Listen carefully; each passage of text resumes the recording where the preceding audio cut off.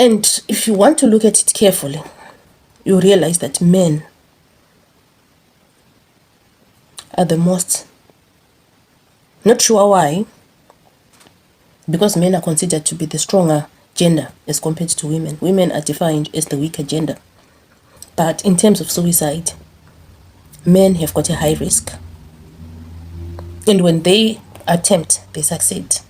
When I was working at the hospital I was working at in Zimbabwe, yes, women would come trying to take their lives, drinking, ingesting different substances. But 50% of them would come back alive. They wouldn't succeed. But most times, men, when they attempt, they do succeed. Which means they've got a greater, what can I say, a greater wanting. Like they feel like they really need to do it. So they make sure that they do it. And they use some of the most fatal means, which can be jumping from high buildings, gunshots, ingesting dangerous chemicals. I once attended a man who had ingested mercury. Is it mercury? No, cyanide. And he passed away within 1 hour. Women can take toilet cleaner, they can take tablets, which are like less likely to be fatal. This is a very heavy topic. So how do you see that someone is planning to kill themselves? They may pass comments asking, what is it that you think can kill someone? Or just some random questions from nowhere. What do you think would happen to my kids if I were to die today? What would happen if I were to kill? Like, do you think if I would just take this kind of substance, do you think I would die? Questions which suggest dying. Giving away prized possessions, their personal belongings. Just have my shirt. You know they love that shirt, but they give it away. It's a red flag. Saying goodbyes, going around visiting people, sometimes isolating, just staying in a room for days and days. They don't want to talk to anyone. They don't want to go anywhere. They don't want to take a bath. They don't want to eat. Comments such as, this world would be better without me. I feel I need to be in a better place. Very soon this will be over. I think I just have to end all of this. This is now too heavy for me to bear. I can't take this anymore. A lot of comments. We show that someone is just tired. And also, when you expect them, let's say you found your husband to be cheating or wife to be cheating, and they're just calm. They're not crying, they're not spinning around, they're not dancing around, they're not shouting, they're not quarreling. They just calm, like, okay, they keep quiet. That's a sign of they may try to do something. So, what are some of the causes of suicide? 1, depression. Depression being the major culprit. Falling into depression, just losing interest in life, losing motivation and the will to go on. The world we live in is very stressful. We face challenges every day. Every single day is marked with numerous challenges. But as humans, we've got that will to continuously go on. We've got that will to persevere. We've got that will to see a better tomorrow. But once a person stops thinking like that, once a person stops seeing the positivity in tomorrow, that can cause them to want to end everything. 2, the word depression itself is like this. I wish I had a board to draw. You see, this is a pit or a hole. So you fall into the hole and you're at the bottom of the hole. You're in depression. Therefore, things or bags, they start coming on top, piling, bearing you. Money, finances, cheating, mjolo, accusations, maybe pending court cases, child maintenance costs, financial crisis, poor health, just general stressors. All of them, they're piling on top. And you're here at the bottom. And you really need support for you to rise and come out of that pit. So if you do not get support, you will stay there at the bottom. And all these bags on top of you will continue to weigh you down. And if they weigh you down, you may find yourself doing things that you may later on regret, or things that you may never get a chance to regret.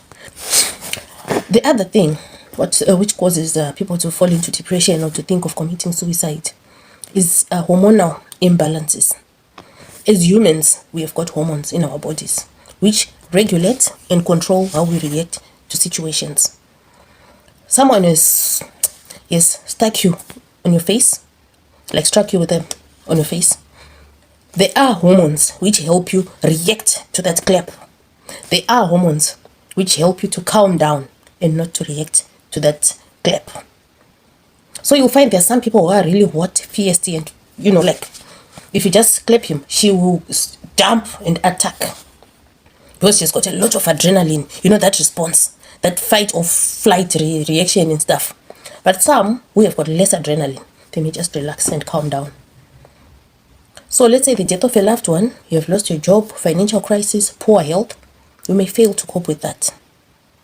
And hormones which help you regulate those emotions, hormones which help you keep everything in check, they may be in short supply in your body, in your brain, anywhere else, and you may not be able to deal with life's pressures. And the pressures may end up being too much. Because you'll find that you and your friend, A and B, you're having the same salary, the same lifestyle, the same problems, the exact same debts.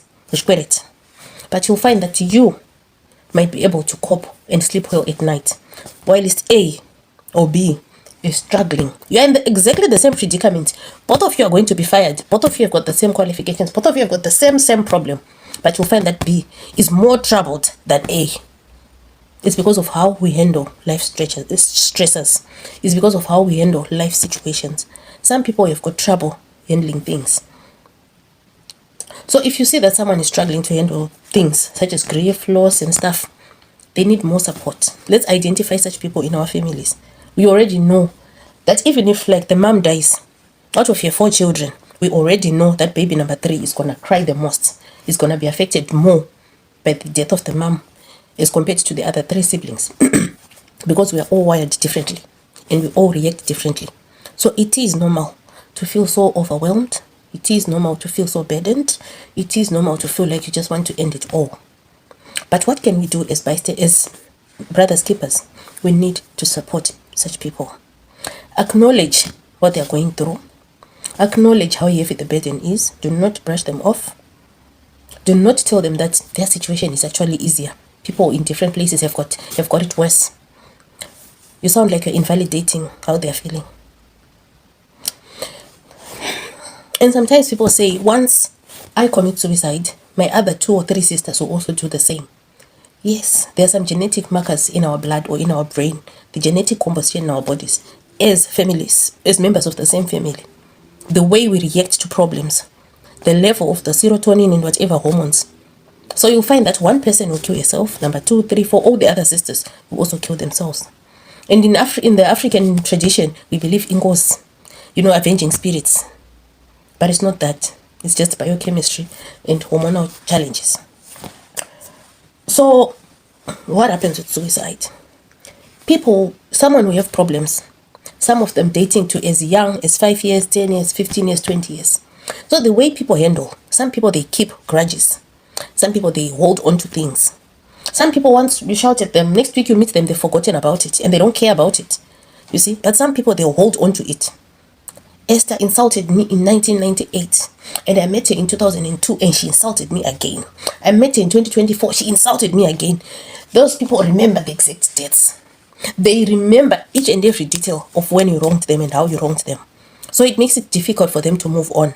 So those things, they continue to pile, all the pressures from work, pressures from finances, pressures from ill health, marital pressures. People who are married, they fight a lot. Not physical fight, but fighting as in disagreeing on things. No, let's put the bed there. No, let's put it that side. Today, let's cook rice. No, let's cook spaghetti. And then people are fighting every day. But you'll find that most times, it's not the domestic fighting which causes suicide. Someone who have their own heap of problems, right? They're piled. But because you stay with someone whom you constantly disagree with, which is quite normal in any marriage or relationship, if they are not careful, they will trigger the match which will blow everything. Just one word that they're going to say will cause you to crumble and fall into pieces. It's like dominoes.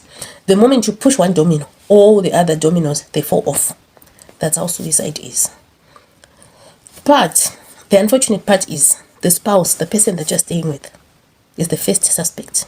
And people always say, hey, the husband cheated on her, the wife cheated on her. It's not always the case. It's because people commit suicide because it's already in them. They already have a desire to end their own life. Even if you didn't cheat on them, they would still do it. So let us not blame the surviving spouses and cause them more grief by accusing them of things maybe that they haven't done. How many people were cheated on but never killed themselves? But your brother was cheated on and he killed himself. That's what we're talking about, that people react differently to different situations due to environmental factors, cultural factors, and biochemical factors like hormones and stuff, which can be messing with their head. So it's very difficult. And why? Remember at the beginning of the presentation, I mentioned that men have got the higher statistics. Why is it that men commit suicide more than women? It's because men don't really share. They don't talk about the problems that they encounter on a day-to-day basis. They're on a bus, the bus conductor insults them.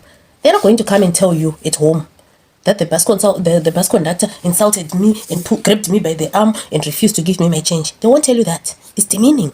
Eh? They will not tell you that that female boss or that other boss at work is undermining them and making them clean toilets. They're not going to tell you that. They don't have money to finish the rest of the week, like transport, lunch, everything. They're not going to tell you because it makes them less of a provider. So men do not share their struggles. So my advice is, no matter how small, find someone to tell. The moment you tell, remember that pit that I drew. And I said bags were in the pit. So every time you tell someone one bag is coming out, you tell someone a load is coming out, you tell someone a load is coming out, until you are free and you're able to come out of the depressive episode. So please make sure you tell someone. And yes, I know people will blabber and go around and tell people, but your life and your health are more important than gossip. People will always gossip. If you tell them your problems, they'll gossip. Even if you don't tell them, they'll still gossip. So it's better you get help and you get things off your chest and tell people what's wrong. Do not keep it in your heart. It becomes heavy. Having said that, good night.